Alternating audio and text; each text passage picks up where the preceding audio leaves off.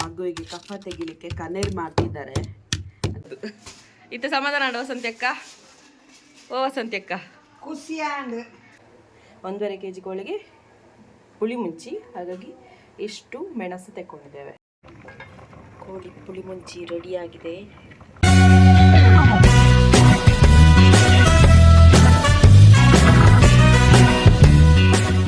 Hi, welcome back to Vijaya Kavitha's wall YouTube channel. So daily life ವ್ಲಾಗಿಗೆ ಎಲ್ರಿಗೂ ಕೂಡ welcome. ಇವತ್ತು ಈಗ ನಾನು ಶಾಪಿಗೆ ಅಂತ ಹೊರಟು ನಿಂತಿದ್ದೇನೆ. ಮನೆಯಲ್ಲಿ ಗ್ರೋಸರೀಸ್ ಎಲ್ಲ ಖಾಲಿಯಾಗಿದೆ, ಹಾಗಾಗಿ ಶಾಪಿಗೆ ಅಂತ ಹೊರಟು ನಿಂತಿದ್ದೇನೆ. ಸೊ ಎಲ್ಲ ಪರ್ಚೇಸ್ ಮಾಡಿಕೊಂಡು ಬಂದು ನಂತರ ವ್ಲಾಗ್ ಸ್ಟಾರ್ಟ್ ಮಾಡಬೇಕಂತಿದ್ದೇನೆ. ಸೊ ಬನ್ನಿ ಇವತ್ತಿನ ವ್ಲಾಗ್ ಶುರು ಮಾಡೋಣ. ಇದೆಂತಮ್ಮ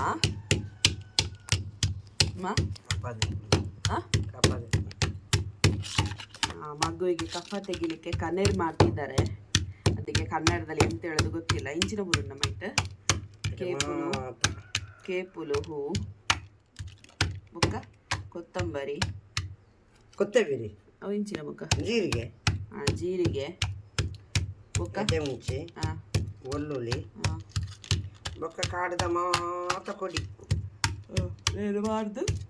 ಏನು ಪಾಡ್ದು ಬಾಲೆ ಬಿಡಿ ಚೌಂಟು ಕೊಡ್ದು ಒಂಜಿ ಚೌಂಟು ಒಂದು ಕೊರಡು ಒಂಜಿ ಚೌಂಟು ಬೆಚ್ಚ ನೀರು ಕೊಡು ಬೇರಿಕೆ ಫುಲ್ಲು ಕೊಟ್ಟೋಡು ಐದಕ್ಕೆ ದೊಂಡೆಕಾಯಿ ಪಾಡ್ದು ಕಪಾದಿ ಪೋಡು ಕಫ ಪೋಪುಂಡ ಇಟ್ಟು ಎಷ್ಟು ವರ್ಷ ಮುಟ್ಟ ಮಾಡ್ಬೋದು ಜೋಕ್ಲಿ? నేను 3 ವರ್ಷ ಮುಟ್ಟ ಉಂಟು 3 ವರ್ಷ ಮುಟ್ಟ ಕಜ್ಪು ತಿನ್ಪುನ ಜೋಕ್ಲಿಗೆ ಒಂಜೇ ವರ್ಷ ಕೆಲವೆಲ್ಲ ಕೊರ್ಪು ಜರತ ಖಾರ ಕೊರ್ನಾಕ್ಲಿಗೆ ತಲ ಒಂಜಿ 3 ವರ್ಷ ಉಂಟ ಖಾರ ಕೊರ್ಜೇನು నేను ಕೊರೋಲಿ నేను 8 ವರ್ಷ ಕೊರ್ನಲ್ಲ ತೊಂದರೆ ನಂಕಲ ತಿನ್ನೋಲಿ. ಇದೆಲ್ಲ ಗುದ್ದಿದ್ದ ಇದೆಂತ ಮಾಡ್ಲಿಕ್ಕೆ ಮಗುವಿಗೆ ಕೊಡ್ಲಿಕ್ಕೆ ಆ ನೀರನ್ನು ಕೊಡುದಾ? ಜಾಸ್ತಿ ಈಗ ಮಗು ಜೋರು ಕೂಗ್ಲಿಕ್ಕುಂಟು. ಇದನ್ನು ಕುಡಿದ ನಂತರ ಈ ಥರ ಯಾವಾಗಕ್ಕೊಮ್ಮೆ ಮಾಡಬೇಕಮ್ಮ? ಏಪಪುರ ಮನ್ಪೊಡು ವಾರಡು ಒಂಜಿ ದಿನ ಮಂತ್ರಲ್ಲ ಹಾಕೊಂಡು 15 ದಿನ ಕೊರ ಮಂತ್ರಲ್ಲ ಹಾಕೊಂಡು ಅಂದಾ ಒಂದು ನೀರು ಪರ್ಪಾಯರೆ ಒಂದು ಕಪ ನೆಕ್ ಮುರ್ಕಾಯರೆ ಬಿಚ್ಚ ನೀರು. ಇಷ್ಟೆಲ್ಲ ತಂದಿಟ್ಟಿದ್ದೇವೆ ನೋಡಿ. ಇದೆಲ್ಲ ಖಾಲಿಯಾಗಿತ್ತು. ಮತ್ತೆ ಬರುವಾಗ ಚಿಕನ್ ತಂದೆ. ಇನ್ನು ಚಿಕನ್ ಪದಾರ್ಥ ಮಾಡಬೇಕು. ನೋಡ ಅಮ್ಮ ಹೇಗೆ ಸ್ಪೆಷಲ್ ಆಗಿ ಮಾಡ್ತಾರೆ ಅಂತ ನಿಮಗೆ ಕೂಡ ತೋರಿಸ್ತೇನೆ, ಹೇಗೆ ಚಿಕನ್ ಸ್ಪೆಷಲ್ ಆಗಿ ಮಾಡ್ತಾರೆ ಅಂತ. ಮತ್ತೆ 30 kg ಅಕ್ಕಿ ತಂದಿದ್ದೇವೆ. ಸೊ ಆನಂದ ಜಯ ಕುಚಲಕ್ಕಿ. ಇನ್ನೆಂತ, ಇನ್ನು ಒಣಗಿದ ಮೀನು.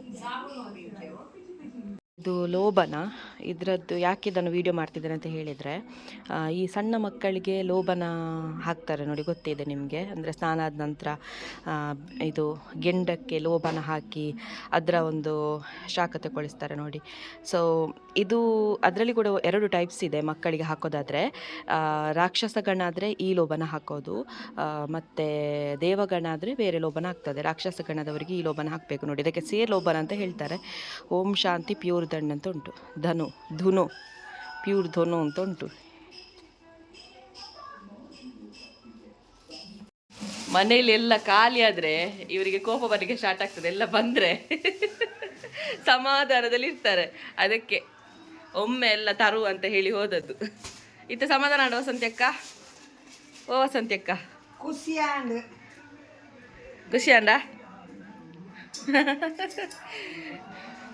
ನೀ ಕೈನೊಂಚೂರು ಜಾಸ್ತಿ ಕಣೆ ರೈಜ, ನೇನೊಂಚೂರು ಜಾಸ್ತಿ ಕಣೆ ರೈಜ. ಆಯ್ತೆಲ್ಲ ರಾಗ ನೋಡಿ. ಇದರಲ್ಲಿ 1.5 kg ಕೋಳಿ ಉಂಟು. 1.5 kg ಕೋಳಿಗೆ ಎಷ್ಟು ಇದು ಹಾಕಬೇಕು ಅಂತ ಹೇಳಿದರೆ, ಅಂದರೆ ಪುಳಿ ಮುಂಚಿ ಮಾಡ್ತಿದ್ದೇವೆ. ಪುಳಿ ಮುಂಚಿಗೆ ಇಷ್ಟು ಮೆಣಸು ತಗೊಂಡಿದ್ದೇವೆ. ಇದರಲ್ಲಿ ಒಂದು 25-30 ಮೆಣಸು ಇರ್ಬೋದು. ಮತ್ತು ಸ್ವಲ್ಪ ಕೊತ್ತಂಬರಿ, ಸ್ವಲ್ಪ ಜೀರಿಗೆ, ಸ್ವಲ್ಪ ಮೆಂತ್ಯ ಮತ್ತು ಸ್ವಲ್ಪ ಸಾಸಿವೆ ಎಲ್ಲ ಹಾಕಿ ಇದನ್ನು ಗ್ರೈಂಡ್ ಮಾಡ್ತೇವೆ. ಈಗ 1.5 kg ಕೋಳಿಗೆ ಪುಳಿ ಮುಂಚಿ, ಹಾಗಾಗಿ ಇಷ್ಟು ಮೆಣಸು ತಗೊಂಡಿದ್ದೇವೆ. ಓಕೆ, ಹೇಗೆ ಮಾಡೋದು ಅಂತ ಹೇಳ್ತೇವೆ ಬೇಕಾದರೆ. ಮತ್ತೇನು ಗೊತ್ತಾ, ಇನ್ನೊಂದು ಕೆಲವರು ಪದಾರ್ಥ ಮಾಡುವಾಗ ಅಷ್ಟು ಕಲ್ಲರ್ ಇರೋದಿಲ್ಲ ನೋಡಿ. ಆಗ ಮೆಣಸು ಹಾಳಾಗಿದೆಯೋ ಅಥವಾ ಮೆಣಸು ಸರಿ ಇಲ್ಲದಿದೆ ಹೀಗೆ ಆಗಿರ್ಬೋದಾ ಅಂತ ಕೆಲವರು ಅನ್ಕೋಬೋದು.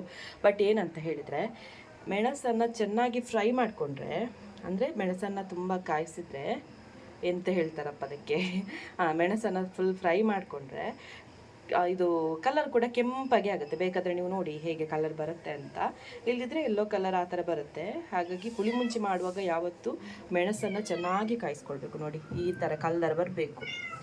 ಕಲರ್ ಈ ಥರ ಬಂದರೆ ಪರ್ಫೆಕ್ಟ್.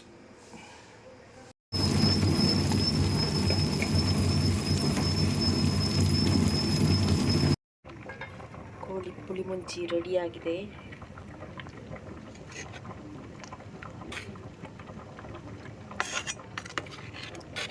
ಅಮ್ಮ ಇವತ್ತು ತುಪ್ಪ ಹಾಕಿ ಕೋಳಿ ಪುಳಿ ಮುಂಚಿ ಮಾಡಿದ್ದಾರೆ.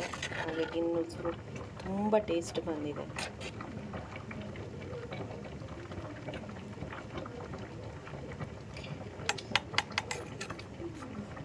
ಮೊನ್ನೆ ಕೀರ್ತನನಿಗೆ ಇದೇ ನಾಯಿ ಕೊಟ್ಟದ್ದು ಹೋಯ್ತು. ಬಲ್ಲಿಡೆ ಇದು ನನ್ನನ್ನು ನೋಡಿದರೆ ಓಡುದಾಯ್ತಾ, ನಾನು ಕಟ್ಟಿ ಹಾಕ್ತೇನೆ ಅಂತೇಳಿ. ನೋಡಿ ನೋಡಿ ಓಡಿತ್ತು.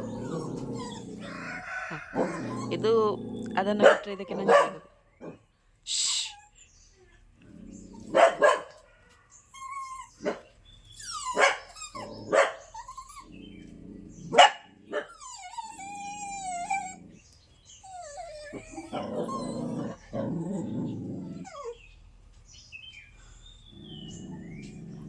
ಮೊನ್ನೆ ನಾನು ಹೇಳಿದ್ದೆ ಅಲ್ವಾ ಜಮ್ಮು ನೆರಳು ಆಗ್ತಾ ಉಂಟು ಅಂತ. ಬಟ್ ಎಲ್ಲ ಹೂ ಬಿಟ್ಟದೆಲ್ಲ ಕೆಳಗೆ ಬಿದ್ದಿದೆ. ಕೆಲವು ಆಗಿದೆ ನೋಡಿ, ಒಂದೊಂದಾಗಿದೆ ಅಲ್ಲಿ ಜಮ್ಮು ನೆರಳೆ. ಮತ್ತು ಹಲಸಿನಣ್ಣು ಕೂಡ ಒಂದು ತಿಂದಾಯಿತು. ಈಗ ಸ್ವಲ್ಪ ಇನ್ನೇನು ಹಣ್ಣಾಗಬೇಕಷ್ಟೇ ಅದು.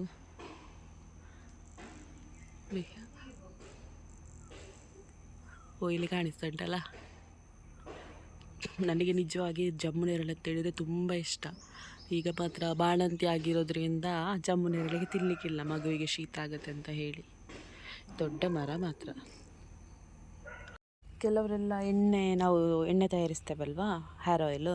ಸೊ ಅದಕ್ಕೆ ಗರ್ಗ ಸೊಪ್ಪು ಅಂತ ಹೇಳಿದ್ರು, ಅಂದರೆ ಭೃಂಗರಾಜ್ ಅಂತ ಹೇಳಿದ್ರು. ಅದು ಯಾವುದು ಅಂತ ಕೇಳಿದ್ರಲ್ವ, ಅದು ಹೇಗಿರ್ತದೆ ಅಂತ. ಹೀಗಿರ್ತದೆ ನೋಡಿ, ಇದರ ಒಂದು ವೈಟ್ ಹೂವಾಗ್ತದೆ ಇಲ್ಲಿ. ಇದುವೇ ನೋಡಿ, ಈ ಥರ ಇರ್ತದೆ ಉದ್ದ ಉದ್ದ ಎಲೆಗಳು. ಇದು ಭೃಂಗರಾಜ್. ಇದು ಅಳಿದು ಹೋಗಬಾರ್ದು ಅಂತ ಹೇಳಿ ಅಮ್ಮ ಇದರಲ್ಲಿ ಒಂದು ಹಾಕಿಟ್ಟಿದ್ದಾರೆ. ಇದಾಗಬೇಕಷ್ಟೇ. ನಾವು ತರೋದು ಮಾತ್ರ ಗದ್ದೆ ನೋಡಿ, ಹೂ ಈ ಥರ ಇರ್ತದೆ. ನಾವು ತರೋದು ಮಾತ್ರ ಗದ್ದೆಯಿಂದ. ಇದು ಮನೆಯಲ್ಲಿ ನೋಡುವ ಎಷ್ಟು ಆಗ್ತದೆ ನೋಡಬೇಕು. ಮತ್ತೇನು ಗೊತ್ತಾ, ಅಮ್ಮನಿಗೆ ತುಂಬ ಮದ್ದಿನ ಬಗ್ಗೆ ಗೊತ್ತಿದೆ. ಮೊದಲಿನ ಕಾಲದಲ್ಲೆಲ್ಲ ಯಾವೆಲ್ಲ ಮದ್ದು ಮಾಡ್ತಾಯಿದ್ರು, ಯಾವ ಮದ್ದು, ಆಸ್ಪತ್ರೆಗೆಲ್ಲ ಹೋಗ್ತಾ ಇರಲಿಲ್ಲಲ್ಲ, ಮದ್ದೇ ಮಾಡ್ತಾಯಿದ್ರಲ್ಲ. ಸೊ ನಿಮಗೆ ಏನಾದರೂ ಅಂಥದ್ದು ಮಾಹಿತಿ ಏನಾದರೂ ಬೇಕಿದ್ದರೆ ಕಮೆಂಟಲ್ಲಿ ತಿಳಿಸಿ. ಸೊ ನೆಕ್ಸ್ಟ್ ಅದನ್ನೇ ವೀಡಿಯೋ ಮಾಡ್ತೇವೆ. ಯಾವುದಾದ್ರೂ ಮದ್ದು ಅಂದರೆ, ಈಗ ತಲೆನೋವಿಗೆ ಹೇಳಿದ್ದಾರೆ ಮತ್ತು ಉರಿ ಕಜ್ಜಿಗೆಲ್ಲ ಹೇಳಿದ್ದಾರೆ ಆಲ್ರೆಡಿ. ಸೊ ಯಾವುದಾದ್ರೂ ಇದ್ದರೆ ಕೇಳಿ, ಕಮೆಂಟಲ್ಲಿ ಹೇಳಿ, ಅದಕ್ಕೆ ಅಮ್ಮನ ಹತ್ರ ಆನ್ಸರ್ ಮಾಡಿಸ್ತೇನೆ. ಓಕೆ. ಇದು ಯಾಕೆ ವೀಡಿಯೋ ಮಾಡ್ತಿದ್ದೇನೆ ಅಂತ ಹೇಳಿದರೆ, ಒಂಥರ ಚೆನ್ನಾಗಿದೆ ನೋಡಿ, ಪಿಂಕ್ ಪಿಂಕ್ ಪಿಂಕ್. ಇದು ಬರುವ ದಾರಿಯಲ್ಲಿ ಹಾಕಬೇಕು, ಅಂದರೆ ಗಾರ್ಡನ್ ಟೈಪಲ್ಲಿ ಎಷ್ಟು ಚೆಂದ ಬರ್ತದಲ್ವ. ಆಯಿತು, ಇವತ್ತಿನ ವ್ಲಾಗ್ ಇಷ್ಟೇ. ಸೊ ಇಷ್ಟ ಆಗಿದ್ದರೆ ಲೈಕ್ ಮಾಡಿ, ಶೇರ್ ಮಾಡಿ, ಕಮೆಂಟ್ ಮಾಡಿ. ಆ್ಯಂಡ್ ಇನ್ನೂ ಕೂಡ ಸಬ್ಸ್ಕ್ರೈಬ್ ಆಗಿಲ್ಲ ಅಂತ ಹೇಳಿದರೆ ಸಬ್ಸ್ಕ್ರೈಬ್ ಮಾಡಿ ಅಂತ ಹೇಳ್ತಾ, ಸೊ ನೆಕ್ಸ್ಟ್ ನಾಳೆ ಸಿಗೋಣ. ಅಲ್ಲಿ ತನಕ ಟಾಟಾ, ಬಾಯ್, ಟೇಕ್ ಕೇರ್.